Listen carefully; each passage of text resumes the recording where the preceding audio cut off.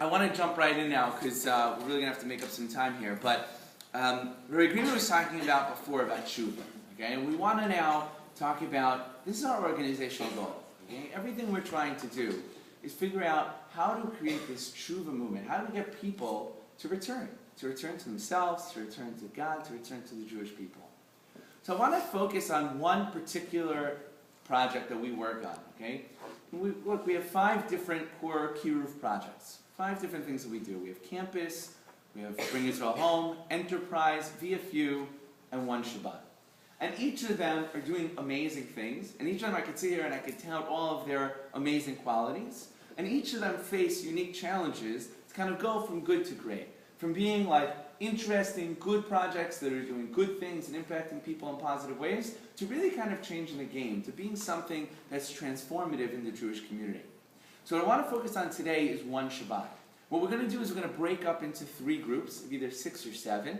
And what I'm going to ask you to do is consider the following question. There's a printout of this question for each of your groups. What you'll do is you'll appoint somebody within the group to kind of run this brainstorm session.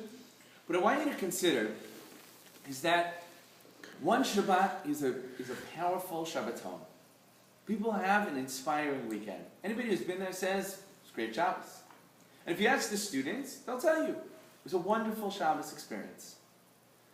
The example, Michal helped me to kind of come up with these 2 wonderful mashal, wonderful examples that I think really articulate what that wonderful experience is really about. She said, did you ever do the Bedouin tent experience? And on Birthright we do this all the time. She said, it's really it's amazing. It's like so much fun, right? You see, they give you the little tea thing, they give you some food, you sit on the floor, right? You see the tent is kind of wholesome, you're one with nature, you may go out and you stargaze a little bit, you go back, you're like, oh, that was amazing. And not for 1 second do you think, maybe I should become a Bedouin. Some of us have had an experience very different, and yet at the same time, very similar. Some of you, have anybody spent a Shabbos in Mea Shearim? Yeah? So when I was in high school, I did this for the first time. I was on a summer program with NCSY. We were there for 6 weeks, and we had a free Shabbos, and I went for Shabbos to Mea Shearim.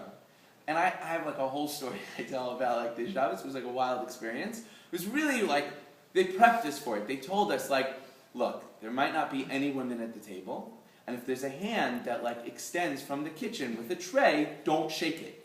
And this is like their training, like explaining to us what might happen there. In the end, it was really like totally not like that. It was very normal and whatever, and there was something very beautiful about this like whole experience. And not for 1 second did I think, whoa, I can't wait till my wife shaves her head and we move to Mea Shearim. It just didn't happen. Beautiful experience, inspiring experience, lovely. Perhaps One Shabbat is very similar. And we could find differences between the analogies, that's not the point. Don't get lost in the analogy. It just helps us to explain. But just because something is inspiring and is a nice experience and people enjoy it, doesn't mean that it's transformative. Doesn't mean that it causes you to consider, perhaps I should think about leading a lifestyle like this. That's what One Shabbat is meant to do. That was what it was designed to do. That's where it goes from being a nice Shabbat experience to being something that's transformative in the Jewish community.